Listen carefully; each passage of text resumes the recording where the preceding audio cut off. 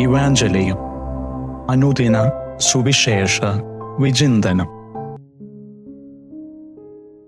ആണ്ടുവട്ടം 24-ാം വാരം, വെള്ളി. നാം വായിച്ചു കേൾക്കുന്ന സുവിശേഷ ഭാഗം ലൂക്കാ എഴുതിയ വിശുദ്ധ സുവിശേഷം 8-ാം അധ്യായം 1 മുതൽ 3 വരെയുള്ള തിരുവചന ഭാഗങ്ങളാണ്. യേശു ദൈവരാജ്യത്തിന്റെ സുവിശേഷം പ്രസംഗിച്ചുകൊണ്ട് തന്റെ ദൗത്യവുമായിട്ട് മുന്നോട്ടു പോകുന്നതും അതോടൊപ്പം യേശുവിനെ സഹായിച്ചും ശുശ്രൂഷിച്ചും കൂടെ നടന്നിരുന്ന ചിലരെയുമാണ് ലൂക്ക ഈ ഭാഗത്ത് നമുക്ക് മുമ്പിൽ അവതരിപ്പിക്കുന്നത്. ഈശോനാഥന്റെ സുവിശേഷ വേലയ്ക്ക് എന്നും കരുത്തും താങ്ങുമായി കൂടെ നിന്ന വ്യക്തികളാണ് ഒന്നാമതായി യേശുവിൻ്റെ 12 അപ്പോസ്തലന്മാർ. ഈശോയുടെ അപ്പോസ്തലന്മാർ പല തലങ്ങളിൽ നിന്നുള്ളവരും പല സ്വഭാവ ഗുണങ്ങളുള്ളവരുമായിരുന്നു. എങ്കിലും അവർ ഏക മനസ്സോടെ തങ്ങൾ എന്തിനു വേണ്ടി വിളിക്കപ്പെട്ടുവോ ആ ഒരു വിളിക്കു വേണ്ടി ആ ഒരു കാര്യം ഏറ്റവും നന്നായിട്ട് നിർവഹിക്കുന്നതിനായിട്ട് യേശുവിനോടൊപ്പം ശിഷ്യന്മാർ യേശുവിൻ്റെ വിളി കേട്ട് അവൻ്റെ അടുത്ത് വന്ന് യേശുവിനോടൊപ്പം തോളോട് തോൾ ചേർന്ന് എല്ലാ കാര്യത്തിലും ഉണ്ടായിരുന്നു. പ്രിയമുള്ളവരെ, ഈ അപ്പോസ്തലന്മാരുടെ ജീവിതം നമ്മൾ ഏറ്റെടുത്ത വിളിയെപ്പറ്റി ഒന്ന് ചിന്തിക്കുവാനായിട്ട് നമ്മൾ ക്ഷണിക്കുകയാണ്. എപ്രകാരമാണ് നമ്മൾ ഏറ്റെടുത്തിരിക്കുന്ന വിളി അത് ദൈവത്തിന് പ്രീതികരമായ രീതിയിൽ നമ്മൾ മുമ്പോട്ട് കൊണ്ടുപോകുന്നത്? വിശുദ്ധ ലൂക്കാ സുവിശേഷകന്റെ ഏറ്റവും വലിയ ഒരു പ്രത്യേകത എന്ന് പറഞ്ഞാൽ അദ്ദേഹം തന്റെ സുവിശേഷത്തിൽ പല സ്ത്രീ കഥാപാത്രങ്ങളെയും അവതരിപ്പിച്ചിട്ടുണ്ട് എന്നുള്ളതാണ്. ഏകദേശം 13 സ്ത്രീകളെ സുവിശേഷത്തിന്റെ പല ഭാഗങ്ങളിലായിട്ട് സുവിശേഷകൻ നമുക്ക് പരിചയപ്പെടുത്തുന്നുണ്ട്. അതില് യേശുവിനോടുകൂടെ ഉണ്ടായിരുന്ന വളരെ പ്രധാനപ്പെട്ട 1-2 സ്ത്രീകളെ ഈ ഭാഗത്തും ലൂക്ക നമുക്ക് മുമ്പിൽ അവതരിപ്പിക്കുന്നു. ഏറ്റവും ആദ്യം മഗ്ദലേന എന്നറിയപ്പെടുന്ന മറിയത്തെ ലൂക്ക നമുക്ക് മുമ്പിൽ കൊണ്ടുവരുന്നു. ഇവളിൽ നിന്നാണ് പിശാചുക്കളെ പുറത്താക്കിയത് എന്നും കൂടി ലൂക്ക പറയുന്നുണ്ട്.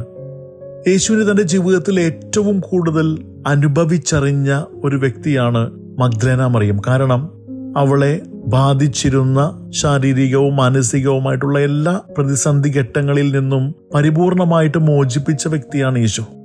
അതുകൊണ്ട് തന്നെ ജീവിത അവസാനത്തോളം അവൾ യേശുവിനോടൊപ്പം തന്നെ പൂർണ്ണമായിട്ട് യേശുവിന്റെ പാദത്തിങ്കൽ സമർപ്പിച്ചുകൊണ്ട് എല്ലാ പ്രവർത്തനത്തിലും കൂടെ ഉണ്ടായിരുന്നു എന്നുള്ളതാണ്. യേശുവിനെ അടുത്തനുഭവിക്കുവാൻ കഴിഞ്ഞാലേ ശക്തമായിട്ടുള്ളൊരു ബന്ധം യേശുവിനോട് നമുക്കുണ്ടാകൂ എന്നുള്ളത് ഈ ഒരു മഗ്ദലേന മറിയത്തിന്റെ ജീവിതം നമുക്ക് കാണിച്ചു തരുന്നുണ്ട്. മറ്റൊരു സ്ത്രീയുടെ പേരാണ് മറിയം എന്ന് പറയുന്നത്. അത് സ്നാപക യോഹന്നാനെ വധിച്ച ഹെറോദ് അഗ്രിപ്പായുടെ കാര്യസ്ഥനായ കൂസായുടെ ഭാര്യയാണ് ഈ മറിയം. ഒന്ന് ഓർത്ത് നോക്കിയാൽ സമൂഹത്തില് ഒരു പ്രധാനപ്പെട്ട കാര്യം ചെയ്തിരുന്ന ഒരു വ്യക്തിയാണ് ഈ കൂസ.